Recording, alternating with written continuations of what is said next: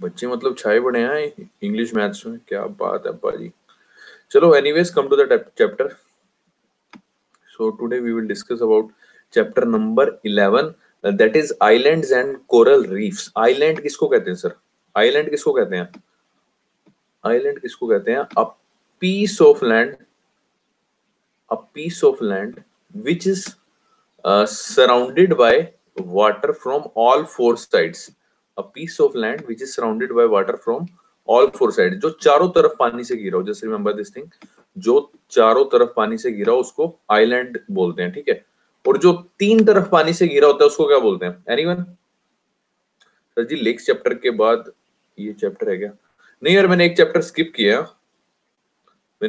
Skip किया, उसको peninsula बोलते हैं। वेरी गुड, ठीक है। इंडिया इज अ पेनिनसुला, ठीक है। It is surrounded by water from three sides, ठीक है। इस तरफ अरेबियन सी है, इस तरफ आपका बे ऑफ बंगाल है, और नीचे आपका Indian ocean, that is Hind महासागर, ओके। जिसके तीन तरफ लैंड हो और जिसकी चौथी तरफ लैंड हो, ठीक है, उसको क्या बोलते हैं? पेनिनसुला बोलते हैं। आइलैंड आपको बता दें जो चारों तरफ पानी से घिरा हो, ठीक है। आइलैंड और कोरल रीफ्स के बारे में पढ़ेंगे, ठीक है। देखेंगे आइलैंड होता क्या है, बनता कैसे है, ठीक है। तो स्टार्ट करते हैं। आई होप नोट्स मेरे दिख जाएंगे, समझ आ जाएंगे। इन केस आपको स्क्रीनशॉट लेने की जरूरत नहीं है, मे बी आपके फोन में पिक्सल्स वगैरह में दिक्कत आए तो आपको मैं ये नोट्स व्हाट्सएप कर दूंगा, ठीक है। तो स्टार्ट करते हैं। आइलैंड क्या होता है?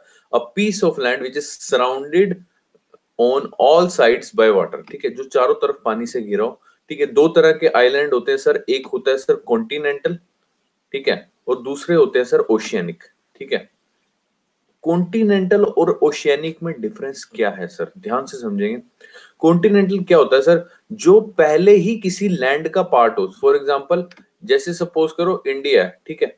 इंडिया के यहां से ये टूटा हुआ है कौन सा? श्रीलंका, ठीक है। नीचे कौन सा? श्रीलंका। मतलब ये हमें पता चल रहा है कि ये इसका पार्ट था, किसी जमाने में ये इसका पार्ट था। अब वो पता कैसे चल रहा है? आपने वो गेम खेली होगी बचपन में, या इवन की अभी भी कई बच्चों के पास होती है। जैसे इस तरह से वो होते हैं यार, कार्ड से होते हैं, पिक्चर सी बनाई होती है, तो उसका दूसरा कार्ड लगाना होता है इस तरह से, ये इसके बीच में, ताकि फिक्स हो जाए। पजल पजल गेम होती है, हाँ पजल पजल होती है ना, कि मतलब आपको पता चल रहा है कि ये चीज इसके बीच में फिक्स होगी। इस तरह के कार्ड्स होते हैं ना, वो फोटो सी बनानी होती है, चेहरा बनाना होता है लड़के का लड़की का, इस तरह से वो फिक्स करते हैं, ठीक है। तो इस तरह से मतलब आपको पता चल जाएगा कि यार ये तो कॉन्टिनेंट का ही पार्ट है, ठीक है।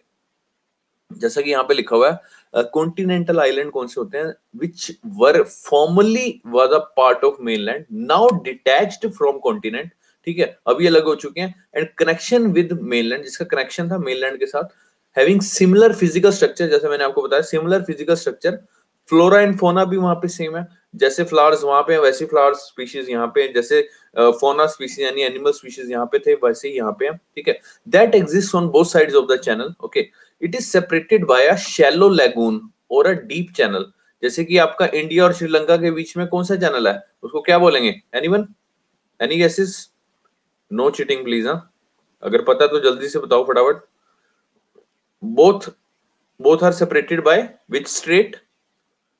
अरे पल्क स्ट्रेट, ओके। तो सबसे पहले इसमें पढ़ेंगे हम, कॉन्टिनेंटल आइलैंड में होते हैं एक तो इंडिविजुअल आइलैंड। इंडिविजुअल आइलैंड किसको बोलते हैं?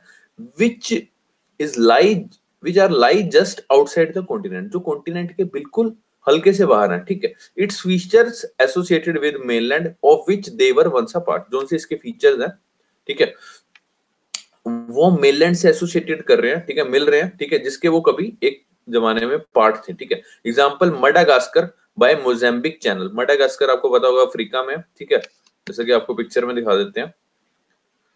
ये सर मडागास्कर है, ठीक है, ये अफ्रीका कॉन्टिनेंट है, ठीक है। इसको सेपरेट कौन कर रहा है? Mozambique channel. आप ये देख सकते हो कि जैसे कि ये पजल वाली वही गेम है कि इसके बीच में फिक्स हो जाएगा। देखो पिक्चर देखने से क्लियर हो रहा है, दिख रहा है ये, जैसे इसके बीच में स्पेस बना हुआ है और इधर से ये चोंच बनी हुई है, ये इसके बीच में फिक्स हो जाएगी, ओके। तो इसको बोलते हैं कि दोनों के फीचर्स एसोसिएटेड हैं, ठीक है। पहला है मडागास्कर बाय मोजाम्बिक चैनल, दूसरा है सिलोन बाय पाल्क स्ट्रेट। सिलोन जिसका पहले नाम था ब्रिटिश एरा के टाइम में श्रीलंका का नाम सिलोन था, अगर आपको पता हो, ठीक है। ड्यूरिंग कॉलोनियल रूल अंग्रेजों ने इसका नाम सिलोन रखा था, ठीक है। सिलोन है, सनी लियोन नहीं है, ध्यान रखेंगे। श्रीलंका का नाम सिलोन था। ओके, तो इंडिया और इसके बीच में, श्रीलंका के बीच में जो स्ट्रेट है उसका नाम है Palk strait. Okay, as you see, ठीक है, ये देख सकते हो आप। उसके बाद नेक्स्ट है सर आपका तस्मानिया बाय बास स्ट्रेट। तस्मानिया कहाँ पे? ऑस्ट्रेलिया के नीचे, आपको दिखा देते हैं। ये देखो सर, ये रहा तस्मानिया और ये रहा आपका ऑस्ट्रेलिया। ठीक है, अब ये देख सकते हो बीच में कैसे फिक्स होगा, जैसे ये देख रहे हो ना, ये कॉनिकल है और ये इधर आपका डीप है, डीप कट है, तो इसके बीच में फिक्स हो जाएगा। ठीक है, तो इनको बोलते हैं सर इंडिविजुअल आइलैंड। दोबारा से देख लेते हैं डेफिनेशन। इंडिविजुअल आइलैंड कौन से होते हैं? Which are lie just outside the continent. Okay, its features are associated with the mainland of which once they were apart. ठीक है, एग्जांपल मडागास्कर, जो कि सेपरेट हो रहा है by Mozambique channel, Ceylon by the Palk strait and Tasmania by the Bass strait. ठीक है, पहले ये वाली साइड पढ़ लेते हैं, फिर ये वाली साइड पढ़ेंगे। ठीक है, कॉन्टिनेंटल आइलैंड पढ़ रहे हैं, जिसमें पहला पढ़ा हमने इंडिविजुअल आइलैंड। उसके बाद आता है सर आपका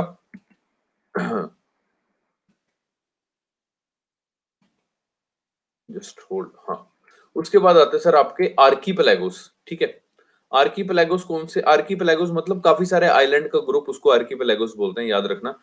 group of island of varying sizes and shapes, मतलब अलग अलग साइज और अलग अलग शेप के आइलैंड जो इकट्ठे हो, काफी सारे ग्रुप में हो। ठीक है, उसको क्या बोलते हैं? आर्कीपेलागो या फिर आइलैंड ग्रुप बोलते हैं। एग्जाम्पल मले आर्कीपेलागो, या जो मलेशिया वाला पार्ट है सारा पूरा, उसको मले बोलते थे। इसमें मले आर्कीपेलागो में आपका इंडोनेशिया, फिलीपींस, ब्रुनेई, ठीक है, आपको दिखा देते हैं पिक्चर में। इसमें मले आर्किपेलागो में आपका इंडोनेशिया आ गया, फिलीपींस आ गया, सिंगापुर आ गया, ब्रुनेई आ गया, ईस्ट मलेशिया आ गया और ईस्ट तिमोर आ गया। ठीक है, ये काफी सारे आइलैंड आ गए, इसको बोलते हैं आर्किपेलागो, यानी group of island of varying sizes and shapes.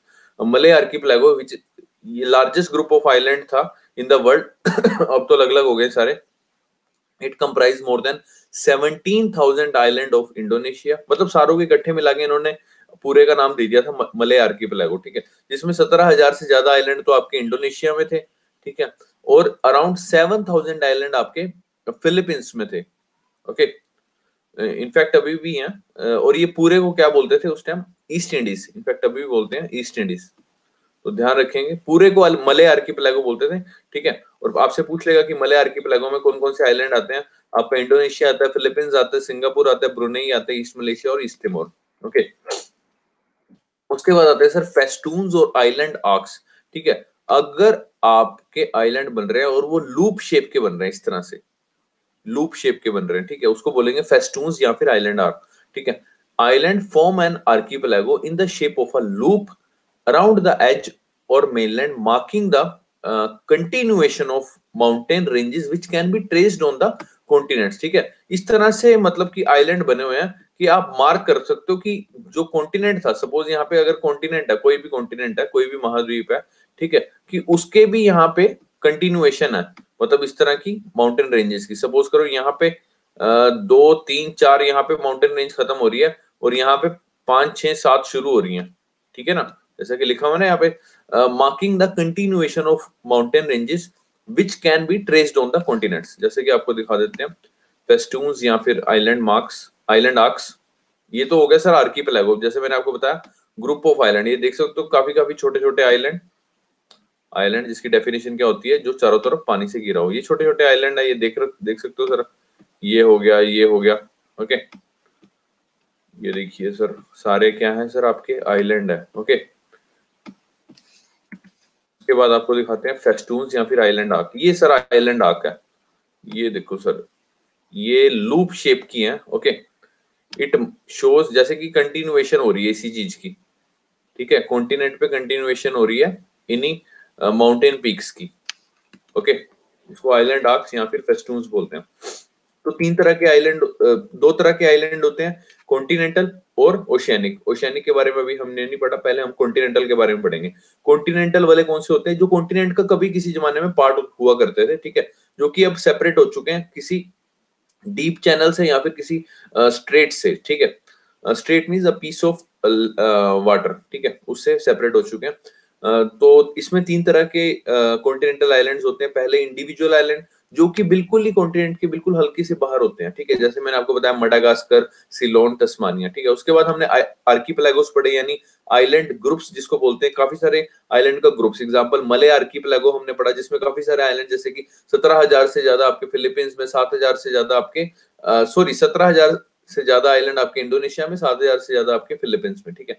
इसको पूरे को ईस्ट इंडीज बोलते थे। उसके बाद दूसरा पड़ा फेस्टून्स या फिर आइलैंड आर्क्स, जो लूप शेप के हों। Just remember this thing, island form an archipelago in the shape of a loop around the edge or mainland, marking the continuation of mountain ranges. Just remember this thing, okay, which can be traced on the continents, okay। तो ये हो गए sir आपके continental island, तीन तरह के, individual आर्कीपेलागोस और तीसरा फेस्टून या फिर आइलैंड आर्क। उसके बाद पढ़ते हैं हम ओशियानिक आइलैंड। ओशियानिक आइलैंड कौन से होंगे, जाहिर सी बात है जो अवे फ्रॉम द कॉन्टिनेंट। ये देखो अवे को हाईलाइट किया हुआ है, इसलिए ये देखो यहाँ पे लिखा हुआ, इसको अंडरलाइन किया हुआ, फॉर्मली वाला पार्ट ऑफ मेनलैंड, ठीक है। ये कनेक्शन था इनका मेनलैंड के साथ, ठीक है, लेकिन ये काफी दूर है कॉन्टिनेंट से। ये कॉन्टिनेंट के पास होते हैं, जैसे यहाँ लिखा ना, लाई जस्ट आउटसाइड द कॉन्टिनेंट, लेकिन ये अवे फ्रॉम द कॉन्टिनेंट। ये छोटे छोटे वर्ड्स होते हैं जो ध्यान देने वाले होते हैं, ठीक है। इसी में एग्जामिनर जो होता है प्रीलिम्स में आपसे क्वेश्चंस में खेलता है, ठीक है।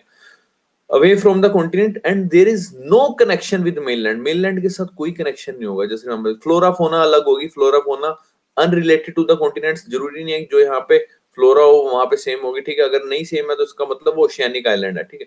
Located in the midst of ocean, मतलब कि ओशियन के, समुद्र के बीचों बीच होगी, ठीक है। And because of remote location it is sparsely populated, मतलब यहाँ पे कम जनसंख्या के लोग रहते हैं, ठीक है। It is a useful stops for aeroplane, जैसा कि आपको पिक्चर में दिखा देते हैं ओशियानिक आइलैंड। ओशियानिक, ये देखिए सर, ओशियन के बीचों बीच, ठीक है। तो जाहिर सी बात है कौन ही लोग रहेंगे ना यहाँ पे, ठीक है। वैसे मजा बड़ा है यार यहाँ पे, है ना। मतलब सपोज करो कि आपको कह दिया जब तक बेटे पेपर नहीं क्लियर होगा ना, इसके बीच में ही रहना है आपने, ठीक है। यहाँ पे सोफिया इंस्टीट्यूट बना दे हम इसी में किसी आइलैंड में, है ना, मजा बड़ा आएगा यार seriously. Sophia institute of excellency यहाँ पे, नहीं सीरियसली यार बहुत मजा आएगा। सर से बात करना, ओशियानिक आइलैंड में बनाते हैं सर, थप्पड़ मारेगा चल। यहाँ तक तो तुम्हारे से रूम नहीं लिया जा रहा है, आइलैंड पे कहाँ पहुंचोगे। अगर ये आदिवासी हो यहाँ पर, अरे आदिवासी थोड़ी होंगे, आइलैंड खरीदेंगे ना हम लोग, ठीक है ना। Anyways come to the topic, ठीक है। ओशियानिक आइलैंड कहाँ पे होंगे sir, midst of the ocean, ocean के बीचों बीच होंगे। इसका कॉन्टिनेंट के साथ कोई कनेक्शन नहीं होगा, that's why it is known as oceanic island ना, otherwise it is known as continental island, ठीक है। कॉन्टिनेंटल आइलैंड कौन से होते हैं जिसका कॉन्टिनेंट के साथ कनेक्शन होता है, ठीक है। ओशियानिक का कोई कनेक्शन नहीं है, ओशियन के बीचों बीच है, ठीक है। और ये मतलब यहाँ पे स्पार्सली पॉपुलेटेड होता है, मतलब कम ही जनसंख्या के लोग रहेंगे। और यहाँ पे वो कहता है कि it is a useful spot for aeroplane के लिए, ठीक है। एरोप्लेन लैंडिंग के लिए यहाँ पे आ सकते हैं थोड़े टाइम के लिए, फ्यूल वगैरह भरना हो या कुछ भी करना हो तो यहाँ पे रुक सकते हैं। काफी देर होगी, बंदा चला चला के थक गया तो उसको भाई को यहाँ पे कुछ देर विश्राम के लिए रोका जा सकता है। जैसे कि लिखा हुआ, because of remote location it is sparsely populated and useful stop for aeroplane, okay, just remember this thing. उसके बाद इसी में ओशियानिक आइलैंड में आते हैं सर आपके वोल्केनिक आइलैंड, ठीक है, जिसका top most part of the cones of volcano that rise from the ocean bed and some are extinct some are active, कुछ तो मर चुके हैं और कुछ एक्टिव हैं, ठीक है। Example volcanic peak of Pacific Ocean in Mauna Loa, जो कि कहाँ पे है, हवाई में, याद रखना। ओशियानिक आइलैंड का एग्जांपल, इसका एक टाइप है वोल्केनिक आइलैंड। वोल्केनिक आइलैंड जिसका टॉप मोस्ट पार्ट जो कोन का बताया था ना आपको, ये वोल्केनो है सर, ये जो उसका टॉप मोस्ट पार्ट है ये है कोन सर। वो कह रहा है कि ये थोड़ा सा निकल जाता है, किस में से, समुद्र में से, ओशियन में से, ठीक है। ये ओशियन है, नीचे पानी है, ये देख सकते हो सर आप, ये इस तरह से ये जल बनाया हुआ है, ओके। वो कह रहा है top most part of the cone of volcano that rise from the ocean, ठीक है, ocean beds and some are extinct, कुछ एक्सटिंक्ट वोल्केनो और कुछ active volcano. Example volcanic peak जो कि आपको पैसिफिक ओशियन में देखने को मिलेगी इन मोना लुआ हवाई, ओके। उसके बाद पढ़ते हैं सर नेक्स्ट आपका ओशियानिक में ही वोल्केनिक आइलैंड पढ़ लिया, उसके बाद आता है कोरल आइलैंड। कोरल आइलैंड क्या होते हैं? It is much lower as compare to volcanic island. मतलब वोल्केनिक आइलैंड तो जैसे मैंने आपको बताया कि ये समुद्र में से थोड़ा सा निकला होता है, इसका कोन निकला होता है, लेकिन जो कोरल आइलैंड है ये थोड़ा सा लोअर है and emerge just above the water surface. ये बिल्कुल हल्का सा इत्तू सा होता है, इत्तू सा, ये इतना सा हल्का सा निकला होता है, बिल्कुल ज्यादा नहीं, हल्का सा, ये इतना सा, ये ऊपर गलत बना दिया, ये है, ठीक है, हल्का सा, ठीक है। Emerge just above the water surface and built up by the coral animals of various species. ठीक है, अलग अलग तरह के कोरल एनिमल्स होते हैं, उनसे बनता है। ये आर्किपेलागो है, ये आइलैंड आर्क्स है, फेस्टून्स जिसको बोलते हैं। ओके, तो अब हम पढ़ते हैं sir coral reef. Coral reef क्या होती है सर? कोरल रीफ के बारे में सर आपने सुना होगा, बिल्कुल सुना है कभी, बचपन में या जवानी में सुना हो?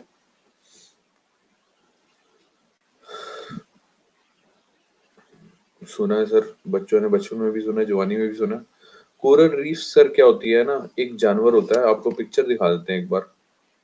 हाँ, उनकी हड्डियों से बनती है, बिल्कुल सही जवाब। ये देखो सर, अलग अलग तरह के होते हैं, it is also one of them, इसको कोरल पॉलिप्स बोलते हैं। ठीक है, ये जब मर जाते हैं ना, जो इनकी हड्डियां होती हैं उसमें लाइम होता है, लाइम, इनकी बॉडी लाइम सिक्रेट करती है। ठीक है, तो कैल्शियम के ना ऐसे शेल्स बन जाते हैं। शंख देखे, शंख आप लोगों ने शंख देखे होंगे आप लोगों ने, आपके समुद्र में शंख, वो यही होते हैं सर, कोरल पॉलिप्स के ही बनते हैं। ठीक है, और भी कई सारे कोरल मैराइन ऑर्गेनिजम्स होते हैं। ठीक है, अभी पढ़ेंगे, कोरल एनिमल्स होते हैं। सबसे पहली बात, कोरल रीफ्स जो कि आपके ट्रॉपिकल सीज में मिलेंगे, जस्ट रिमेंबर दिस थिंग। आपसे पूछ लेगा कि कोरल, ये जो जो से वर्ड डार्क किए हुए हैं ना, ये सारे भाई अपने पर्सनल नोट्स हैं। ठीक है, बड़े मेहनत से बनाए हुए हैं। ये वर्ड्स इसलिए डार्क किए हुए हैं क्योंकि इन्हीं में से ही प्री में क्वेश्चन आता है। अब मैं क्या करता था, जैसे सपोज करो मैंने कोरल रीफ का टॉपिक पढ़ लिया, ठीक है, गूगल से सर्च ऑन कर लिया कि कोरल रीफ से रिलेटेड कितने क्वेश्चंस हैं। ठीक है, अब होता क्या है कि सपोज करो जैसे मैंने चैप्टर पढ़ लिया पूरा, अब मैंने उस पर्टिकुलर चीज के ऊपर तवज्जो नहीं दिया, ठीक है, जो कि प्रीलिम्स में पूछी जाएगी। ठीक है, तो होगा क्या कि मेरा वो क्वेश्चन गलत होगा और फिर मैं दोबारा अपने नोट्स पे जाऊंगा, क्या वो मैंने चीज लिखी थी? फिर मैंने देखा कि हाँ यार, वो चीज लिखी तो हुई है लेकिन उसके ऊपर मैंने ज्यादा फोकस नहीं किया। तो इसलिए इसको इन छोटे छोटे वर्ड्स, कीवर्ड्स के ऊपर हाईलाइट कर दिया, जैसे ट्रॉपिकल सीज।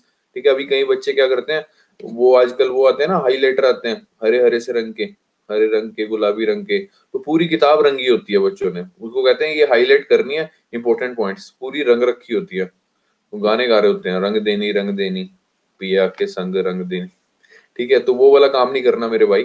ठीक है, कि वो हाईलाइटर लेके लगे हुए हैं और अपने रूममेट को डरा रहे हैं, ये देख भाई पूरी किताब पढ़ डाली मैंने। ठीक है, रूममेट भी बेचारा अटैक के हमारे 4 दिन हो गए, भूखा बैठा हुआ, वो किताब लेके बैठा हुआ कि मेरे को भी रंगनी है इससे पहले। ठीक है, इस तरह के स्टंट्स ना करें। ठीक है, the stunts are only performed by experts only. Okay, क्या फायदा बेचारा अटैक उटूक आ जाए उसको। तो इस तरह से मत डराए, ठीक है, अनटिल अनलेस कि आपने पढ़ा नहीं है।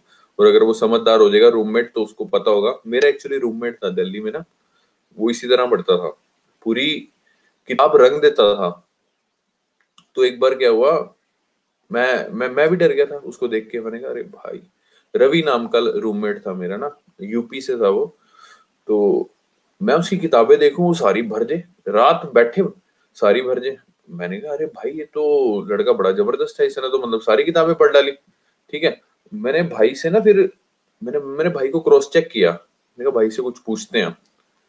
चल भाई से एक क्वेश्चन पूछा, भाई ने वो नहीं बताया, दो पूछे, तीन बताए, चार पूछे, भाई ने एक भी नहीं बताया। और भाई कह रहा मेरा सारा कुछ हो चुका है, कह रहा, और कहता है एनसीईआरटी तो मैं घर से कवर करके लेके आया था। मैं डर गया, मैंने कहा अरे भाई, ये तो घर से तैयारी चल रही है। फिर बाद में पता चला कि वो खाली सिर्फ पेंटिंग का ही काम करता था और भाई का ड्राइंग में बहुत अच्छा हाथ था। अभी वो भाई आर्टिस्ट है, वो कोरल ड्रा पे डिजाइन बनाता है वो भाई, रवि नाम है उसका। Still I have been contact with him. Okay, तो कहने का मतलब है कि आपके अंदर की जो प्रतिभा होती है ना, वो कई बार आपके दूसरे कामों में नजर आती है। ठीक है, तो प्लीज मेक श्योर कि आपको आर्टिस्ट नहीं बनना है, आपको इंपॉर्टेंट पॉइंट्स हाईलाइट करने हैं, स्पेसिफिक वो पॉइंट्स जो आपके एग्जाम पॉइंट ऑफ व्यू से इंपॉर्टेंट है। और वो कब पता चलेंगे, जब आप क्वेश्चन पेपर सॉल्व करोगे। जब आप क्वेश्चन पेपर सॉल्व नहीं करोगे, आपको नहीं पता चलेगा किस तरह से क्वेश्चन फ्रेमिंग होती है और क्या चीज पढ़नी है, क्या चीज नहीं पढ़नी है, और उसको बोलते हैं sir read between the lines. Okay, let's come to the topic. जैसे मैंने आपको बताया कि कोरल रीफ जो कि आपको ट्रॉपिकल सीज में मिलेगी, ठीक है, ट्रॉपिकल सीज में आपको कोरल एनिमल्स या फिर मेराइन ऑर्गेनिजम्स, ठीक है, मिलेंगे, जैसे कि सच एस, ऐसे बोले तो such as coral polyps, calcareous algae, the algae which secretes the calcium, okay, is known as calcareous algae. Shell forming creatures, shell that शंख वाले, ठीक है, shell बनाते हैं, that shell forming creatures, lime secreting plants, the plants who secrete the lime, okay, they live in large colonies, okay, मतलब कि काफी ज्यादा भरमार मात्रा में रहते हैं। ये देखिए सर, ये जैसे लार्ज कॉलोनीज में रहते हैं। ओके, तो ध्यान रखेंगे, दोबारा से देखेंगे कोरल रीफ्स क्या है सर। ट्रॉपिकल सीज में कुछ कोरल एनिमल्स और मैराइन ऑर्गेनिज्म जैसे कि आपके coral polyps, calcareous algae, shell forming creatures, lime secreting plant जो कि रहते हैं आपकी लार्ज कॉलोनीज में। ये कैसे होते हैं सर? टीनी क्रिएचर्स होते हैं, छोटे छोटे होते हैं, ज्यादा बड़े नहीं होते। They secrete CaCO3 that is calcium carbonate within their tiny cells and which form the peculiar type of marine landform, ठीक है, peculiar मतलब पेचीदा यानी अजीबोगरीब सी। Okay, they secrete the calcium carbonate within their tiny cells which led to form the peculiar type of marine landform, ठीक है। Numerous forms की होती हैं वो जो बनती हैं लैंडफॉर्म्स, डिफरेंट कलर्स की होती हैं, डिफरेंट शेप्स की होती हैं। Okay, they grow just below the water level, जैसे मैंने अभी आपको थोड़ी देर पहले बताया था, ठीक है। जो वोल्केनिक आइलैंड है वो तो थोड़ा सा ऊपर बनेगा, लेकिन जो आपका कोरल रीफ है ये just above the water level, हल्की सी ऊपर, बिल्कुल लाइक दिस। ओके, आप डॉक्यूमेंट्री भी देख सकते हो कोरल रीफ के ऊपर अगर आपको टाइम मिले तो। Okay, they grow just below the water level, ठीक है। Polyps are most abundant and most important. इसमें जो कोरल पॉलिप्स हैं ये काफी ज्यादा मात्रा में होते हैं और काफी इंपॉर्टेंट है, ठीक है। They each reside in a tiny cup of coral and form the coral reef. वो कहते हैं ये किस में रहते हैं? एक टिनी कप ऑफ कोरल में रहते हैं, which form the coral reef. इस तरह से शेल्स होता है उसी में काफी सारे रहते हैं, ठीक है, और ये क्या बना देते हैं? कोरल रीफ बना देते हैं, ये ध्यान रखेंगे। एंड व्हेन दे, जैसे लिखा हुआ when they die their limy skeletons, मतलब जो उनका स्केल्टन है, जो हड्डियों का ढांचा है, दे सीमेंटेड इनटू कोरलाइन लाइमस्टोन, ठीक है, उसका क्या बन जाता है? कोरलाइन लाइमस्टोन बन जाता है, ठीक है, कैल्शियम कार्बोनेट का। Okay, they are also non reef, sorry there are also non reef building species. कुछ कोरल ऐसे हैं जो कि रीफ नहीं बनाते, रीफ मतलब इस तरह की लैंडफॉर्म, ठीक है, इस तरह की लैंडफॉर्म, उसको रीफ बोलते हैं। ओके, अभी आपको दिखाएंगे। कुछ वो कहती हैं कोरल की स्पीशीज ऐसी हैं जो रीफ नहीं बनाती है, जैसे कि प्रीशियस कोरल जो आपको मिलेंगे आपको पैसिफिक ओशियंस में, रेड कोरल जो कि आपको मिलेंगे मेडिटेरेनियन सी में। ओके, याद रखेंगे, आपसे पूछ लेगा कि क्या सारी कोरल स्पीशीज रीफ बनाती हैं? नहीं sir, there are some non reef building species also. For example in Pacific Ocean there is a precious coral, ठीक है, वो इस तरह से मोती बनाते हैं। Okay, there are also red coral जो कि आपको मेडिटेरेनियन सी में मिलेंगे। ओके, उसके बाद आती है sir conditions require for reef building coral. Sir इसके ऊपर क्वेश्चन 110% आता है, very important topic sir, star mark का निशान लगा रखा है, देख सकते हैं आप, ठीक है। ये कंडीशन आपसे कई बार हो चुका है कि प्रीलिम्स में पूछी गई है, ठीक है, तो ध्यान से पढ़ेंगे। पहली चीज सर, वाटर टेम्परेचर 20 डिग्री से ज्यादा नहीं होना चाहिए, पहली कंडीशन कोरल रीफ के लिए। कोरल रीफ कहां पे सरवाइव करेगी वो बताया जा रहा है, आपका 20 डिग्री से ज्यादा टेम्परेचर नहीं होना चाहिए। और कोरल डिस्ट्रीब्यूशन, आपको कोरल मिलेंगी कहां पे? ट्रॉपिकल जोन में और सब ट्रॉपिकल जोन में, ये ध्यान रखेंगे, ठीक है। टेम्परेट जोन में क्योंकि कोल्ड वाटर होगा इसलिए वहां पे नहीं मिलेंगी, याद रखें। ना इसको ज्यादा गर्म पानी चाहिए, ना ही इक्वेटर में मिलेंगी, ना ही ज्यादा ठंडा चाहिए, ना ही आपको टेम्परेट में मिलेंगी। ये मिलेंगी या तो आपको ट्रॉपिकल में या फिर सब ट्रॉपिकल जोन में। ओके, ट्रॉपिकल और सब ट्रॉपिकल जोन में, हाँ हाँ हाँ, बिल्कुल बिल्कुल सर, बिल्कुल, ठीक है। वाटर टेम्परेचर इसका 20 डिग्री से ज्यादा नहीं होना चाहिए। Note flourish in cold current because of upwelling of cold water from the depth that cools the warm surface of water. That's why coral reef generally absent on western coast of continents. वो कहता है कि western coast of continent पे भी नहीं हो। याद है मैंने आपको बताया था कि जो कोल्ड करंट होते हैं ये आपके कहाँ पे मिलते हैं? वेस्टर्न कोस्ट पे मिलते हैं, याद है मैंने बताया था। तभी आपके जितने भी कोल्ड जितने भी आपके डेजर्ट्स हैं वो किस तरफ होते हैं? वेस्ट साइड होते हैं, याद है ना, बताया था, भूल तो नहीं गए। क्योंकि कोल्ड करंट क्या कर देते हैं? कोल्ड करंट ड्राई कर देते हैं, याद है ना, बताया था भाई। कोल्ड करंट क्या कर देते हैं? ड्राई कर देते हैं, ठीक है, तो और ठंडा कर देंगे, ठीक है। इसलिए वो कह रहा है कि वेस्टर्न कोस्ट पे आपको जो कोरल रीफ है वो नहीं मिलेगी। Coral reef are generally absent on the western coast of continent, ठीक है। पैसिफिक और इंडियन ओशियन आपसे पूछ लेगा कि किन ओशियन में सबसे ज्यादा मिलेंगी आपको कोरल रीफ? आपके पैसिफिक में और इंडियन ओशियन में मोस्ट न्यूमरस कोरल रीफ मिलेगी, ठीक है। उसके बाद आता है डेप्थ कितनी होनी चाहिए पानी की, कितनी गहराई पे मिल जाएगी? Depth of water not exceed 30 फैथम्स और 180 फीट, 180 फीट से ज्यादा गहराई से में नहीं मिलेंगे, ठीक है। बियॉन्ड दिस डेप्थ, क्योंकि इससे नीचे सनलाइट जो होती है वो नहीं जा पाएगी। Beyond this depth sunlight too faint for photosynthesis to take place, ठीक है, which is essential for survival of microscopic algae, ठीक है, on which coral polyps depend, ठीक है। आपसे पूछ लेगा कि कोरल पॉलिप्स किस पे डिपेंड होती है? अब उसको खाने वाने के लिए भी तो कुछ चाहिए ना, तो क्या खाती है वो? माइक्रोस्कोपिक एल्गी, ठीक है, काई सी होती है, छोटी छोटी काई होती है, वो खाती है, ठीक है।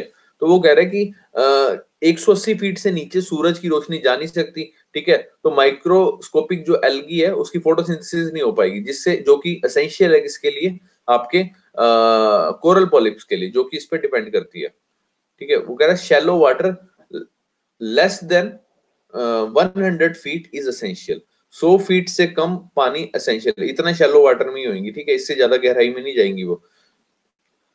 यहाँ पे नोट करने वाली बात यह है, there should plenty of water as polyps can not survive for too long out of water. वो कह रहा है कि पानी काफी सारा होना चाहिए, क्योंकि जो कोरल पॉलिप्स है वो पानी से बाहर ज्यादा समय तक सर्वाइव नहीं कर सकती, okay. Water should be saltish and free from sediments, यानी कि फ्रेश वाटर नहीं होना चाहिए, वाटर में कुछ खारापन होना चाहिए हल्का सा, एंड फ्री फ्रॉम सेडिमेंट्स, ठीक है, सेडिमेंट्स नहीं होने चाहिए। Coral survive best in moving ocean water, ये चीज ध्यान रखेंगे, बहता हुआ जो पानी है सागर का उसमें ज्यादा अच्छी तरह सर्वाइव करेंगी, okay. Corals best developed on the seaward side of the reef. Seaward side मतलब जैसे फॉर एग्जांपल ये आपका समुद्र है, ये आपका समुद्र है, ठीक है, ये कोरल बनी हुई है, ठीक है, तो बेस्ट कहाँ सर्वाइव करेंगी? सीवर्ड साइड में, यानी यहाँ पे करेंगी। ये तो होगी आपकी, ये आपका सपोज करो कॉन्टिनेंट हो गया, यानी कि यहाँ पे अगर सपोज बनी हुई है तो यहाँ पे सरवाइव नहीं करेंगी। इसकी खेती, हाँ हो, इसकी खेती कहाँ होती है यार? पता नहीं, मुझे नहीं पता, होती है क्या इसकी खेती? अच्छा अच्छा अच्छा अच्छा अच्छा, ठीक है यार, वो पर्ल्स के लिए होती होगी, ठीक है ठीक है ठीक है, आई गॉट दैट, पर्ल्स के लिए होती है आई गेस, पर्ल्स वगैरह के लिए, मोतियों के लिए होती है शायद, है ना, है ना, पर्ल्स के लिए होती है ना, हाँ हाँ पर्ल्स के लिए होती है, okay okay okay okay okay, ठीक है ठीक है ठीक है ठीक है, सॉरी। हाँ तो मैं कहाँ पे था? वो कह रहा है there should be a plenty of water, ज्यादा पानी होना चाहिए, as polyps can not survive for too long out of water, and water should be saltish and free from sediments, क्योंकि corals therefore best survive in the moving ocean water, okay, and corals best developed on the seaward side of the reef, sorry, where constantly moving waves, tides and currents maintain abundant supply of clear oxygenated water। वो कहते हैं कि जहां पे seaward side की तरफ ज्यादा develop करती है, क्योंकि जो कॉन्स्टेंटली मूव कर रही है वेव्स या टाइड्स या करंट्स, ठीक है, दे maintain abundant supply of clear oxygenated water, ठीक है। तो जैसा कि देख सकते हो पानी से सप्लाई फूड होता है किसको? कोरल्स को, ठीक है, और कोरल्स क्या है आपके?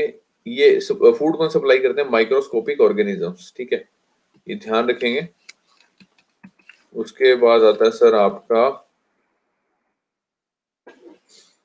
टाइप्स ऑफ कोरल रीफ, 3 तरह की कोरल रीफ होती है, एक होती है फ्रिंजिंग रीफ, दूसरी होती है बैरियर रीफ, तीसरी होती है अटोल्स। ठीक है, इनमें डिफरेंस क्या है, इनकी बनावट का डिफरेंस है, वो आपको धीरे धीरे समझाते हैं। जैसे कि फॉर एग्जांपल ये लैंड है, ये है आपकी कोरल रीफ। ठीक है, it is just above the sea level, जैसे पिक्चर में देखो ये सी लेवल है, it is just above the sea level, इसको बोलेंगे फ्रिंजिंग रीफ। फ्रिंजिंग रीफ है क्या, ये कोरलाइन प्लेटफॉर्म है। ठीक है, कोरल का प्लेटफॉर्म है, लाइंग क्लोज टू द शोर, ये शोर है, इसके बिल्कुल साथ ही सटी हुई है। ठीक है, extending outwards from the mainland, sometimes separated from the shore by a shallow lagoon, कई बार इसके बीच में इस तरह का लगून भी आ जाता है। ठीक है ना, पानी का एक तरह से लेक सा कह सकते हो आप, या लगून कह सकते हो। ठीक है, लगून माने water body. Okay, outer as grows rapidly because of the splashing waves. ठीक है, ये जो सी आउटर एज है ये पूरी तरह से ग्रो करेगी because of the splashing waves. पानी आएगा यहाँ पे, कंकड़ पत्थर बिछा देगा। ठीक है, तो इस तरह से ये आउटर एज होगी, ये क्या कहते हैं, रैपिडली ग्रो करेगी and continuously renew the supply of fresh food, और ये फ्रेश फूड सप्लाई करती रहेगी। Line just above the level of low water and sloping steeply, जैसे कि आप देख सकते हो जो इसका स्लोप है वो स्टीप है। Okay, downwards on the seaward side to a depth of about 100 feet, जो 100 फीट की, जैसे कि मैंने आपको बताया था कि बेस्ट कितनी गहराई में होनी चाहिए, 100 फीट की, ये चीज ध्यान रखेंगे। दोबारा से एक बार पढ़ते हैं, कोरल रीफ 3 तरह के हैं, पहला पढ़ा हमने फ्रिंजिंग रीफ। ठीक है, फ्रिंजिंग रीफ क्या है, कोरलाइन प्लेटफॉर्म है, कोरल द्वारा बनाया हुआ एक प्लेटफॉर्म। ठीक है, इस तरह की। ठीक है, line close to the shore, extending outwards from the mainland, extending outward from the mainland, and sometimes separated from the shore by a shallow lagoon। ठीक है, कई बार सेपरेट हो जाता है शोर से बाय शैलो लगून, इस तरह की वाटर बॉडी भी बन सकती है बीच में। Outer as grows rapidly because of the splashing waves. ठीक है, continuously renew the supply of fresh food and lying just above the level of low water and sloping steeply downwards on the seaward side to a depth of about 100 feet. ठीक है, आपको मैंने बताया था कि 100 feet से ज्यादा गहराई होगी तो वहां पे सरवाइव नहीं करेंगे कोरल्स। ओके, जैसे कि आप पिक्चर में देख सकते हो सर, ये लैंड है सर। ठीक है, यहाँ पे इसके पास बनी हुई है, तो जैसे कि मैंने बताया कि जितना सीवर्ड साइड की तरफ जाओगे वहां पे ज्यादा डेवलप होगी ये फ्रिंजिंग रीफ। ये देख रहे हो, सीवर्ड की तरफ ज्यादा डेवलप हुई पड़ी है, और lying just above the water, हल्की सी ऊपर है, हल्की सी, ज्यादा नहीं, हल्की सी ऊपर है, इसको क्या बोलेंगे, फ्रिंजिंग रीफ। ठीक है, दूसरी आती है सर बैरियर रीफ, पहले आती है बैरियर रीफ, देन आती है अटोल। ठीक है, अब पढ़ते हैं, डायग्राम देखते हैं, डेफिनेशन देखते हैं पहले।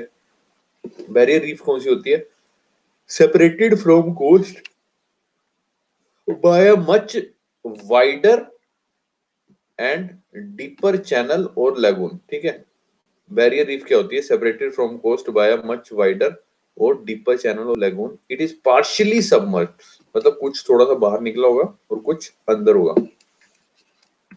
आपको पिक्चर दिखाते हैं, ये देखिए सर, देखो सर, ये बीच में इधर ये क्या बना दिया, लगून बना दिया, हल्का सा बाहर निकला हुआ है, हल्का सा अंदर है। ठीक है ना, हल्का सा बाहर है, हल्का सा अंदर है बैरियर। दूसरी पिक्चर में दिखाते हैं, इसमें क्लियर होगा ज्यादा। ये देखिए sir, it is separated by lagoon. ठीक है, बीच में लगून बना दिया, ये पानी का बना हुआ ना, ये लगून है, और ये रीफ है, ये ब्राउन ब्राउन सी जो नजर आ रही है, लाल लाल सी, ये रीफ है। ओके, दोबारा डायग्राम पढ़ेंगे। सेपरेटेड फ्रॉम कोस्ट, जो कि कोस्ट से तो अलग है भाई, लेकिन ये वाली क्या थी, फ्रिंजिंग रीफ क्या थी, क्लोज के साथ सटी हुई थी, line close to the shore. Okay, लेकिन ये क्या है, separated from the coast by a much wider and deeper channel और लगून। ये देख सकते हो ना सर, लगून बना हुआ बीच में। Okay, partially submerged and a barrier reef where it lies above water level and sand can accumulate on it, little vegetation is possible। वो कहता है कि जहां पे ये कुछ थोड़ी सी पानी से ऊपर निकली हुई है, जैसे कि ये देखो पानी के अंदर है, ये पानी के ऊपर है। ठीक है, याद रखेंगे। अरे सॉरी यार, अटोल पढ़ा रहा हूँ मैं, बैरियर रीफ पढ़ाना, सॉरी सॉरी सॉरी। ये देखो सर रीफ, सॉरी सॉरी यार, मैंने गलत पढ़ा दिया। ये कोस्ट है, कोस्ट के बीच में लगून है। ठीक है, और यहाँ सी है। मतलब कोस्ट को सेपरेट कर रहा है क्या, कोस्ट से बैरियर रीफ किसको कौन सेपरेट कर रहा है, लगून सेपरेट कर रहा है। ठीक है, ये कोस्ट होगी, ये बीच में लगून आ गई, ये रीफ आ गई और ये सी आ गया। ठीक है, separated from coast by a much wider and deeper channel or lagoon. It is partially submerged, ठीक है, where it lies above water level and sand can accumulate on it. Little vegetation is possible. वो कह रहा है कि जहाँ पे मिट्टी विट्टी भी कई बार जम जाती है, तो यहाँ पे कुछ लिटिल वेजिटेशन पॉसिबल है, कुछ छोटे मोटे पेड़ पौधे वगैरह छोटे मोटे उग सकते हैं यहाँ पे। ठीक है, ये है बैरियर रीफ, ये वाली। ठीक है, बैरियर रीफ कौन सी, जो कि सेपरेट करेगी रीफ को लगून। ठीक है, बीच में लगून है, यहाँ पे शोर है और यहाँ पे रीफ है, ये चीज ध्यान रखेंगे। हाँ पिंक कलर है वही वाली, हाँ जी हाँ जी हाँ जी, पिंक कलर, लड़कियों का फेवरेट पिंक कलर। ये देखो सर, रीफ लिखा तो हुआ है यार यहाँ पे, ये देखो रीफ है, ये लगून है, वाटर बॉडी। ओके, ये सी है, ये लैंड है आपकी। ओके, हर महिला की पहली पसंद गुलाबी रंग, where it lies above the water level and sand can accumulate on it, little vegetation is possible. Okay, barrier reef has narrow gaps to allow the water from the enclosed lagoons to return to the open ocean. ठीक है, and such gaps are very useful for shipping and provide only entrance for ships to enter or leave the lagoon. वो कहते हैं कि barrier reef में कुछ gaps भी होंगे, यहाँ पे कुछ गैप्स भी होंगे। ठीक है, ताकि लगून का पानी इधर सी में एंटर करता रहे, और कई बार शिप्स के जाने एंट्री के लिए या बाहर निकलने के लिए बड़ी सहायक होती हैं रीफ्स। ओके, जैसे कि लिखा हुआ है, barrier reefs having narrow gaps to allow the water from the enclosed lagoon to return to the open ocean, and such gaps are very useful for shipping and provide only entrance for ships to enter or leave. Example great barrier reef आपने सुना होगा, Queensland Australia में है, very famous great barrier reef. Great barrier reef के बारे में सुना है?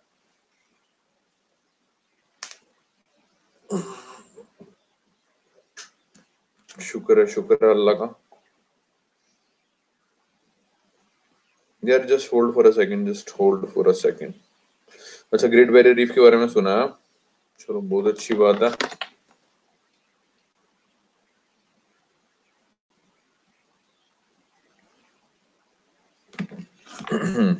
सॉरी, ठीक है, ये समझ में आ गया, बैरियर रीफ समझ में आया? दोबारा से पढ़ाऊंगा, फिर भी कुछ है डाउट तो भी बताओ, मैं दोबारा से पढ़ाऊंगा। ठीक है, फ्रिंजिंग रीफ, बैरियर रीफ, अभी दोबारा से हम लोग जब रिकैप करेंगे उसमें हम दोबारा करेंगे। कुछ फिर भी कोई पर्टिकुलर चीज ना समझ में आई हो, दोबारा पूछ सकते हो।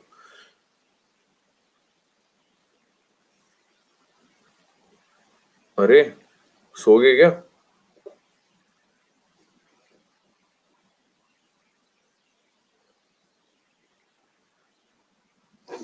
चलो अब देखते हैं सर, एटोल। एटोल क्या होते हैं, ये देखो सर, एटोल क्या होता है सर, बीच में लगून है, बीच में लगून है और चारों तरफ क्या है, कोरल रीफ है। ठीक है, चारों तरफ रीफ है, उसको एटोल बोलते हैं। बीच में लगून,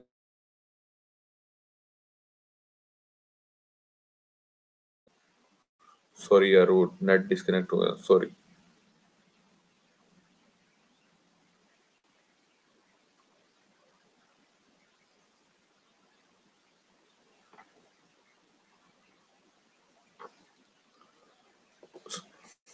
सॉरी, अभी आ गई वॉइस, अभी तो आ गई होगी वॉइस।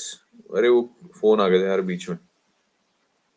अटोल्स क्या होते हैं, वो कहता है they are similar to the barrier reef except atolls are circular in shape, just remember this thing, barrier reef की तरह ही होते हैं।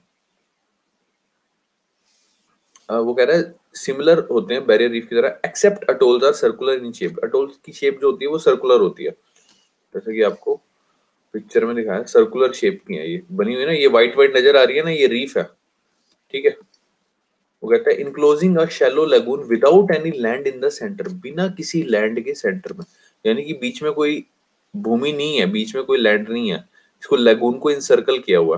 ठीक है, ये देखो सर आप देख सकते हो, similar to barrier reef except atolls are circular in shape enclosing a shallow lagoon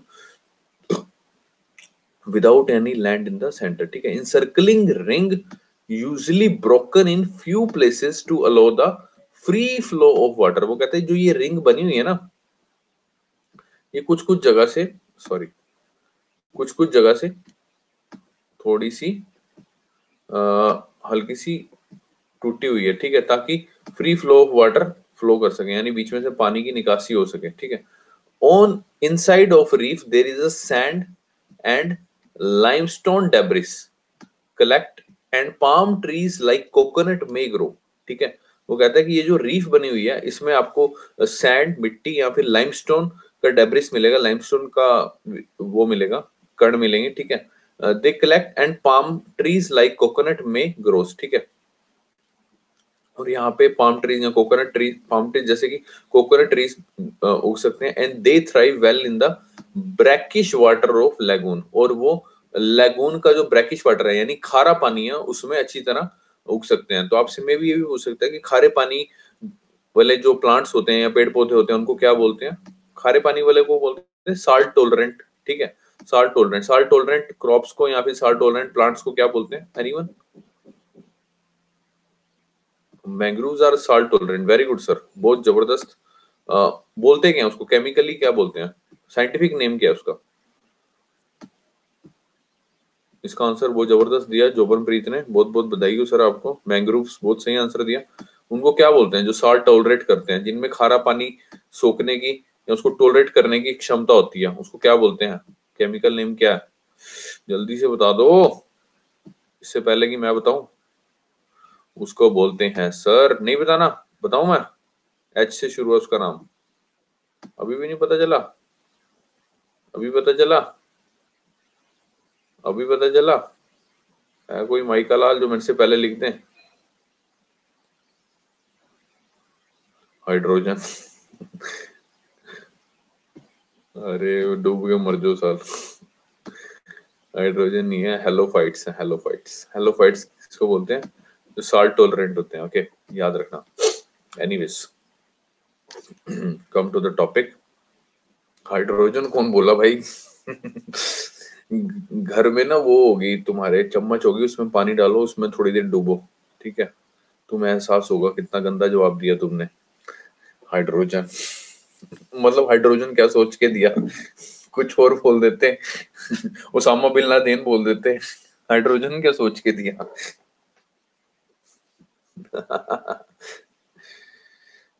घर में मिर्चें होंगी, लाल मिर्चें होंगी, उसको थोड़ा आंख में लगाओ, इधर थोड़ा सा इधर लगाओ, और जब तक आंसू रुके ना तब तक पानी मत डालना, ठीक है, काफी अच्छा महसूस होगा। तो आ जाओ, इधर आ जाओ। वो कह रही जस्ट किडिंग है, पेपर में ना लिखा ना सर देवी जी, टीचर ने क्वेश्चन पूछ लिया वहां पे यूपीएससी में, वहां नीचे लिख के आ रही हो, कुछ कहानी लिख दी तुमने डीडीएलजे की और नीचे लिख रही हो just kidding ma'am. Next time दूंगी इसका आंसर, अभी दिल नहीं है। ठीक है देवी जी, आ जाओ, इधर आ जाओ। हाँ, तो अभी पहले ये बताओ यार, ये क्लियर हुआ है? उसके बाद फिर आगे चलते हैं, जल्दी से बताओ। फिर ये लास्ट पॉइंट हम पढ़ते हैं कि आयल इसकी कोरल रीफ की फॉर्मेशन क्या होगी। एक बार दोबारा से रिकैप करके, इतना सा रिकैप करके, अरे नहीं नहीं सॉरी करने की जरूरत नहीं है, ऐसे मजाक कर रहा हूँ यार मैं। तो चैप्टर 11 पढ़ेंगे आइलैंड एंड कोरल रीफ्स के बारे में, ठीक है, हमने ये पढ़ा था। फटाफट से एक बार क्विक रिकैप कर लेते हैं। दो तरह के आइलैंड होते हैं। आइलैंड क्या होता है? Piece of land surrounded by water from all four side, ठीक है। दो तरह के आइलैंड होते हैं, कॉन्टिनेंटल, एक ओशियानिक, ठीक है। कॉन्टिनेंटल कौन से होते हैं? जो कि कभी किसी जमाने में कॉन्टिनेंट का पार्ट हुआ करते थे, लेकिन अब अलग हो चुके हैं। अलग किससे हो चुके हैं? एक शैलो लैगून या फिर कोई डीप चैनल, ठीक है, पानी का ही एक वाटर बॉडी उनको अलग कर रही है, ठीक है। उन पता कैसे चलता है? दोनों का कनेक्शन है मेनलैंड से, उनका फिजिकल स्ट्रक्चर सेम है, फ्लोरा फोना सेम है, ठीक है। दो उसमें कॉन्टिनेंटल आइलैंड में काफी सारे टाइप्स होते हैं उसके, जैसे कि इंडिविजुअल आइलैंड जो कि बिल्कुल कॉन्टिनेंट के बिल्कुल बाहर होते हैं, ठीक है। They lie just outside the continent, it's feature associated with the mainland of which they were once a part, for example Madagascar, Ceylon and Tasmania, ठीक है। उसके बाद हमने पढ़े सर इंडिविजुअल आइलैंड के बाद आते हैं सर आपके आर्किपेलागोस। आर्किपेलागोस जिसको आइलैंड ग्रुप्स भी बोलते हैं, a group of island of varying sizes और शेप्स, ठीक है। एग्जांपल मले आर्किपेलागो, जो कि लार्जेस्ट ग्रुप ऑफ आइलैंड है in the world and it comprise more than 17,000 island of Indonesia and approx 7,000 island of Philippines, also known as East Indies. उसके बाद हमने पढ़ा फेस्टून्स या आइलैंड आर्क्स, ठीक है, वो इस तरह की लूप शेप के होते हैं, okay. Island form an archipelago in the shape of a loop around the edge or mainland, marking the continuation of mountain ranges which can be traced on the continents, ठीक है। मतलब इस तरह की continuation, जैसे मैंने आपको बताया ना, जैसे 1 2 3 माउंटेन रेंज यहाँ पे है तो वहां से 4 5 6 शुरू हो रही हैं, okay, kind of this thing. उसके बाद सर आता है सर आपके ओशियनिक आइलैंड। ओशियनिक आइलैंड कौन से होते हैं? जिनका कॉन्टिनेंट से कोई लेना देना नहीं होता, जो ओशियन के बीचों बीच बनते हैं, जैसे कि लिखा हुआ it is away from the continent, continent से दूर होते हैं। कॉन्टिनेंटल आइलैंड कॉन्टिनेंट के पास, ओशियनिक आइलैंड कॉन्टिनेंट से दूर, ठीक है। Away from the continent, no connection with the mainland, flora fauna भी अलग होगी sir. Located in the midst of the ocean, ocean के बीचों बीच रहेंगे, ओके, याद रखेंगे। And because of the remote location, remote location मतलब जो थोड़ी सी दूर है, okay, they are sparsely populated, कम ही लोग होंगे, ठीक है। But we will open our Sophie institute of excellency institute in the oceanic island, okay, let's see. And it is useful stop for aeroplane, aeroplane रुक सकता है सर, एरोप्लेन वाले को जाना है, सुसु जाना है, कुछ भी जाना है इस तरह का, तो रोक के वहां पे कर सकता है, ठीक है। उसके बाद आता है सर ओशियनिक आइलैंड में, जैसे कि आपको वोल्केनिक आइलैंड मिलेंगे, ठीक है। It is a top most part of the cones of volcanoes, okay, that rise from the ocean bed, some are extinct and some are active, ठीक है। Example volcanic peak of the Pacific Ocean in Mauna Loa, हवाई में, okay. आगे चलते हैं sir. उसके बाद sir आपके आते हैं coral island. Coral island it is much lower as compare to volcanic island. Volcanic island की थोड़ी सी पीक होती है, थोड़े से बाहर निकले होते हैं, लेकिन जो कोरल आइलैंड है वो थोड़े से पानी के नीचे होते हैं, वो ज्यादा उठे नहीं होते, याद रखेंगे, ठीक है। And emerge just above the water surface, ठीक है। It is built up by the coral animals of various species, काफी सारी स्पीशीज हैं कोरल एनिमल्स की। हम पढ़ेंगे मलय आर्किपेलागो, जैसे मैंने बताया था, इसमें फिलीपींस आता है, सिंगापुर आता है, ब्रुनेई आता है, east Malaysia and east Timor, okay. ये आर्किपेलागो देख सकते हो, काफी सारे आइलैंड हैं, आइलैंड का ग्रुप्स है सर, इसको आर्किपेलागो बोलते हैं। सबसे बड़ा आर्किपेलागो जिसका नाम क्या बताया था, जल्दी से बताएंगे बच्चा लोग, फटाफट बच्चा लोग जल्दी बताएंगे, उसका नाम क्या है आर्किपेलागो का, ग्रुप ऑफ आइलैंड का? मलय आर्किपेलागो, जिसमें 17,000 से ज्यादा आइलैंड किसके हैं? जल्दी से, इंडोनेशिया के हैं, ठीक है। और 7,000 से ज्यादा किसके हैं? अरे यार ये माउस पता नहीं क्यों मर जाता है। 7,000 से ज्यादा किसके हैं? फिलीपींस के हैं, फिलीपींस के, okay, just remember this thing, this is the island arcs. उसके बाद पढ़ते हैं सर हमारी कोरल रीफ, हमारी प्यारी कोरल रीफ। कोरल रीफ क्या होती है सर? ट्रॉपिकल सीज या सब ट्रॉपिकल सीज में मिलेंगी।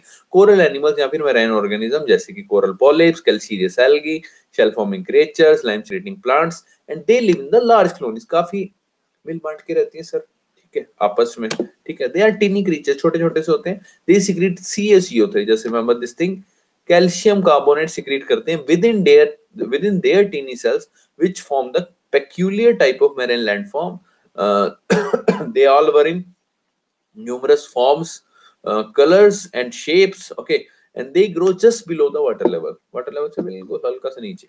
And polyps are most abundant and most important, each reside in a teeny cup of coral and form that coral reef, and when they die their slimy skeleton cemented into coralline limestone, ठीक है। There are also some non reef building species, आपसे पूछ सकता है कि सारी की सारी ही कोरल आपकी रीफ बनाएंगी? नहीं सर, कुछ नॉन रीफ बिल्डिंग स्पीशीज है, जैसे कि प्रीशियस कोरल पैसिफिक ओशन में आपको मिलेगा, रेड कोरल आपको मेडिटेरेनियन सी में मिलेगा, ओके। उसके बाद कंडीशंस कौन सी चाहिए होती हैं सर रीफ बिल्डिंग कोरल्स को? देखो सर, एक तो वाटर टेम्परेचर 20 डिग्री से ज्यादा नहीं होना चाहिए। कोरल डिस्ट्रीब्यूशन कहाँ पे मिलेंगी आपको? ट्रॉपिकल और सब ट्रॉपिकल जोन में। Not flourish in the cold current area, क्योंकि कोल्ड करंट ठंडा कर देगा, उसको ज्यादा ठंडी महसूस नहीं है, उसको ज्यादा ठंडी बर्दाश्त नहीं है, ठीक है ना। कोल्ड करंट आपको मैंने बताया था कि वेस्ट कोस्ट पे जो डेजर्ट्स हैं उसका क्या रीजन है, बिकॉज कोल्ड करंट किस कोस्ट पे होता है सर? वेस्ट कोस्ट पे। आपको मैंने बताया था कोल्ड करंट वार्म करंट के बारे में पढ़ भी लेना। कोल्ड करंट वो जो ब्लू कलर की लाइन बनाई होगी, और वार्म करंट की रेड कलर की लाइन बनाई होगी, आपके 83 84 पेज नंबर ऑक्सफोर्ड एटलस में मिलेगा आपको, ठीक है, देख लेना। उसके बाद आया sir They all were not flooded in the cold current because of upwelling of the cold water from the depth that cools the warm surface water. That's why coral reef generally absent on the western coast of continents. ये याद रखेंगे. Pacific Indian ocean में काफी सारी coral reefs मिल जाएंगी आपको.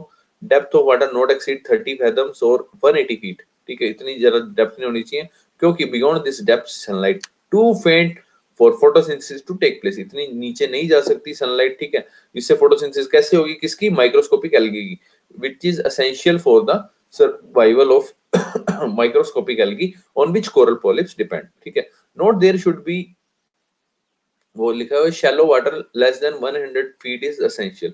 There should be plenty of water as polyps cannot survive for too long out of water. ठीक है, बाहर ज्यादा नहीं सरवाइव कर सकती कोरल पॉलिप्स. मछली की तरह ही हाल है. मछली जल की रानी है, जीवन उसका पानी है. जो भी ये वाली पोएम सुनाएगा आपके घर में, आपके पड़ोस में कोई भी नई शादीशुदा होगी, ठीक है, उनका बच्चा होगा, अगर अपने बच्चों को ये वाली पोएम सुना रही होगी, मछली जल की रानी है, उसके मुंह पे थप्पड़ मारना, उसको कहना मछली भी जल की रानी है और पॉलिप्स भी जल की रानी है, बाहर निकालो तो मर जाएगी. ठीक है, खींच के मारना. बच्चा कोई होगा आपके घर के पास चौथी पांचवी का, उसको लगा देना चाहे थप्पड़ कि बेटा थोड़ा अपग्रेड हो जाओ. पॉलिप्स भी होते हैं, कोरल पॉलिप्स. फिर कोरल पॉलिप्स के बारे में थोड़ा सा समझा देना उसको.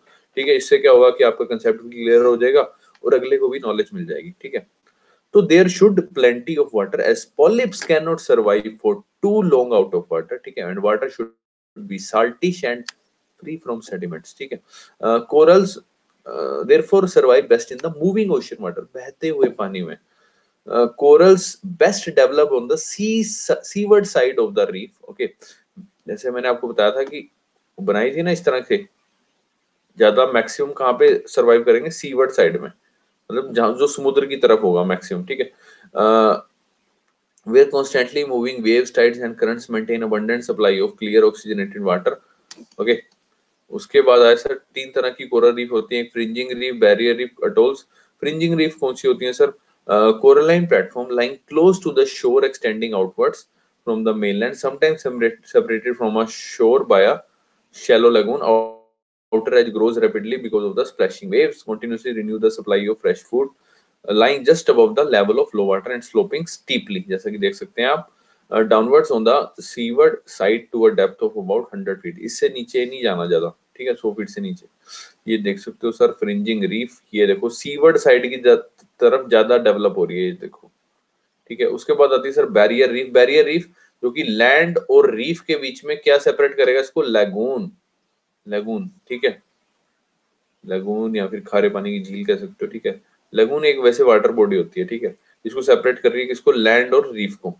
ठीक है, और यहाँ बीच में इनके जगह होती है ताकि पानी इन और आउट जा सके इधर. ओके, देख सकते हो sir barrier reef separated from coast by a much wider and deeper channel, और यहाँ फिर लगून partially submerged होता है where it lies above the water level and sand can accumulate on it. A little vegetation is possible. Okay, barrier reef are the narrow gaps to allow water from the enclosed lagoon to return to the open ocean. And such gaps are very useful for shipping. ठीक है, वो जो gaps होते हैं reef के बीच में. ठीक है, and they provide only entrance for ships to enter or leave the lagoon. Example, Great Barrier Reef off the coast of Queen Island in Australia. उसके बाद आते हैं सर atolls. They are similar to the barrier reef except atoll the circular in shape. Circular shape में होते हैं, enclosing a shallow lagoon. इसमें lagoon को वो इंसर्कल कर देते हैं without any land in the centre, बिना किसी लैंड के सेंटर में. ये देख सकते हो सर पिक्चर में, आपको दिखा देते हैं. ये देखिए सर लगून है. ठीक है, बिना कोई लैंड के बीच में लगून है. ठीक है, encircling ring usually broken in a few places to allow free flow of water. On inside the reef there is sand and limestone debris collected and palm trees like coconut may grow. ठीक है, coconut trees भी यहाँ पे उग सकते हैं. They thrive well in the brackish water of lagoon. ठीक है, मैंने आपको बताया कि जो ब्रैकिश वाटर यानी खारे पानी में उगते हैं, जैसे कि आपके मैंग्रोव्स. ठीक है, और इनको बोलते क्या है? सॉल्ट टॉलरेंट क्रॉप्स या ट्रीज को हेलोफाइट्स, याद रखेंगे. उसके बाद आता है the probable origin of coral reef, यानी कि ओरिजिनेट कहाँ से हुई है भैया ये कोरल रीफ, ओरिजिनेट कहाँ से हुई है? तो उसके ऊपर एक थ्योरी है सर जिसका नाम है subsidence theory by Charles Darwin. Charles Darwin की थ्योरी है. Just hold for a second, just hold for a second, wait for a minute, just wait for a minute.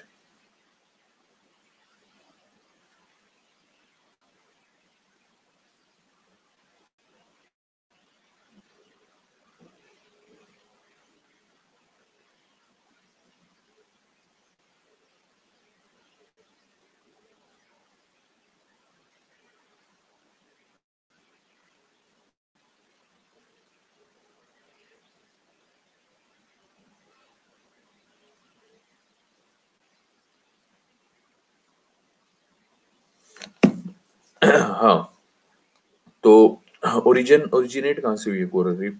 ठीक है। अच्छा, इससे पहले में कोई डाउट है? जल्दी से बताओ, इससे पहले में कोई डाउट तो नहीं है? सिंपल था, आइलैंड के बारे में बताया, कोरल रीफ के बारे में बताया। आइलैंड दो तरह के होते हैं, कॉन्टिनेंटल, ओशियानिक, ठीक है। उसके बाद कोरल रीफ के बारे में बताया। ओके, फिर भी कोई डाउट हो तो पूछ लेना, ठीक है। कई बच्चे होते हैं जिनको, अभी मैं ना क्लासेस लगाने जाता हूँ यहाँ पे ना, तो अब कई बच्चे होते हैं क्लास में नहीं पूछेंगे, और मेरे को होता है कि क्लास से निकलें और फटाफट मतलब अपने काम पे जाएं। तो जैसे मैं निकला, दो तीन देवियां आ गई। देवी जी, सर वो ना डाउट था। मैंने कहा अरे मैंने क्लास में 4-5 बार पूछा था, आपने तब नहीं बताया। और एक्टिंग करके बताता हूँ मैं कैसे होती है इनकी एक्टिंग। अभी देखो जितना तुम्हें दिखेगा, ठीक है। ऐसे ना, ये ऐसी उंगली पकड़ी होती है ऐसे। सर वो ना क्लास में ना सर हमें ना वो थोड़ी सी ना वो शर्म आती है, वो ना थोड़ा सा सर सारों के सामने पूछने में ना बड़ा वो। मैंने कहा अरे तो कल को इंटरव्यू होगा आपका, उसमें कैसे करोगे? मतलब वो टीचर सवाल पूछेंगे, वो 3-4 बैठे होते हैं बोर्ड में, ठीक है। टीम बैठी होती है 3-4 बंदों की, तो उसमें उसमें कैसे करोगे? सर वो हम तब देख लेंगे, अभी आप सर बताओ डाउट। ओ डाउट भी कतई घटिया डाउट, सुनो तो सही क्या डाउट था। क्या डाउट था? मतलब बहुत ही यार टुच्चे लेवल का डाउट। अब मेरे को ध्यान नहीं आ रहा। अभी 4-5 दिन पहले की बात है, तो उसको मतलब मैंने देवी जी को अच्छी तरह समझाया। उसके बाद अब वो हिचकिचाती हैं डाउट पूछने से, उसे पता है ये बंदा जलील करेगा। वो क्लास में तो इसलिए डर के मारे नहीं पूछते आते कि जलील करेगा वहां पे, ठीक है। क्या पूछ रहे थे यार? हाँ, मेरे को कहते कि ना सर ये प्लेट्यू क्या होता है? मैंने कहा मेरे से पूछ रही, कह रही प्लेट्यू क्या होता है? मैंने कहा बताया तो था क्लास में, पठार होता है, ठीक है। मैंने ऐसे टेबल लैंड बताई थी। कहती सर ये कहाँ पे मिलेगा? मतलब मैं क्या कहूँ यार। मैं, मेरा दिल कर रहा था कोई चाकू चुकू दे दे कोई, मैं नस नुस काट लूं उस टाइम, सीरियसली। मतलब मैं कहाँ मिलेगा? मैंने कहा अरे यार अब क्या बोलूं यार मैं तो। पंसारी की दुकान पे चली जाओ, वहां कह दियो प्लेट्यू दे दो जी, पठार दे दो मेरे को। दक्कन पठार, मालवा पठार, छोटा नागपुर प्लेट्यू। तो मैंने कहा देवी जी ऐसा करो, आप ना गूगल पे सर्च कर ले अगर कुछ, अगर कई बार क्या होता है ना, कुछ चीज हमने देखी नहीं होती, और जब तक देखी नहीं होती तब तक हमें पता नहीं चलता उस चीज के बारे में, अगर देखी होगी तो पता चलेगा। तो मैं कहा देख लेना। तो कहती ठीक है सर। वो मतलब रोज ही अजीबो गरीब क्वेश्चन उठा के, जिसका ना सिर ना पैर। चलो यार, anyways come to the topic. तो देख लो यार, अभी ऑफलाइन क्लासेस शुरू होने वाली हैं, ठीक है। तो अपने देख लेना डाउट किस तरह के पूछने हैं। Anyways, subsidence theory by Charles Darwin. Charles Darwin की सब्सिडेंस थ्योरी। डार्विन ने एज्यूम किया that all coral reefs began as fringing reef.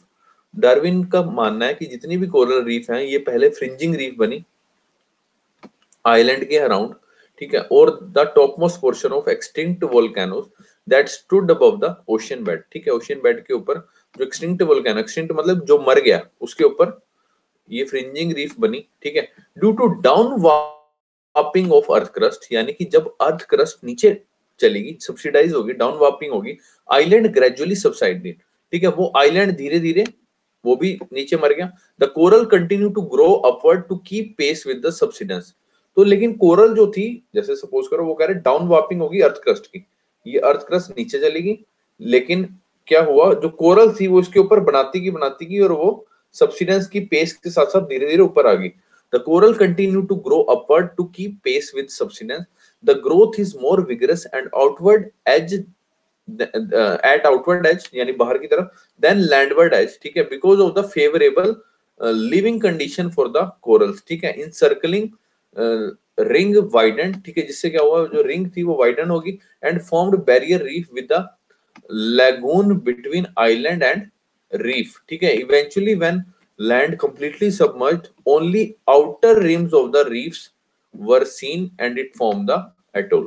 देखो दोबारा ध्यान से समझेंगे, शुद्ध हिंदी भाषा में वो क्या कहना चाह रहा है डार्विन साहब, जिनकी सब्सिडेंस थ्योरी है। सब्सिडेंस वर्ड का मीनिंग क्या है? देखो पहले, सब्सिडेंस मतलब कुछ जो सब्सिडाइज हो गया, जो नीचे चला गया, सब्सिडाइज हो गया।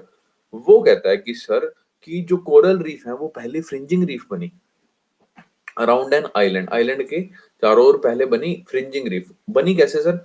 ये क्या है sir, top most of the extinct volcano.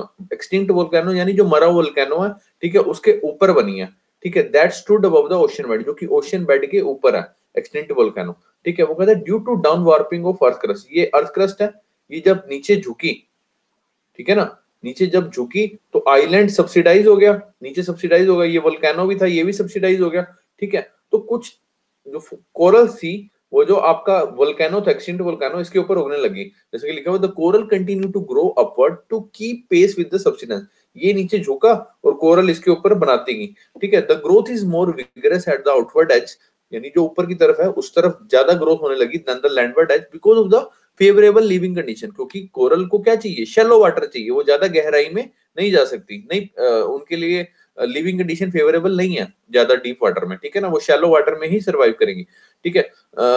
And encircling the ring widen and it formed the barrier reef with the lagoon between island and reef. जैसे कि मैंने आपको बताया था, बैरियर रीफ में क्या होता है, यहाँ पे लैंड होती है, यहाँ पे लगून होता है, और यहाँ पे ये बैरियर रीफ होती है, जिससे क्या हुआ कि बीच में लगून बन गया, ओके, यहाँ पे लगून बन गया बीच में, और यहाँ पे ये बैरियर रीफ ने इंसर्कल कर लिया इसको। Eventually, when land completely submerged, only outer rim of the reef were seen and it formed atolls, ठीक है। और कुछ समय बाद जब इस तरह से यहाँ पे भी सब्सिडाइज हो गया, तो इस तरह से ये इनसर्कल बन गया, मतलब चारों तरफ इनसर्कल सा बन गया, या इधर कह लो इधर इनसर्कल बन गया, लगून के चारों इनसर्कल बन गया, और क्या बन गई, एटोल। यानी वो कहना चाह रहा है डार्विन के अकॉर्डिंग सबसे पहले बनी आपकी फ्रिंजिंग रीफ, उसके बाद बनी सर आपकी बैरियर रीफ, और उसके बाद बने आपके एटोल। तो आपसे पूछ लेगा कि डार्विन के अकॉर्डिंग इनमें से सबसे पहले कौन सी बनी, सबसे पहले बनी fringing reef, then barrier reef and then atoll, okay. तो ये ध्यान रखेंगे, FBA, ठीक है, इस तरह से। वीपी क्या, वीपी कहाँ पे है, वीपी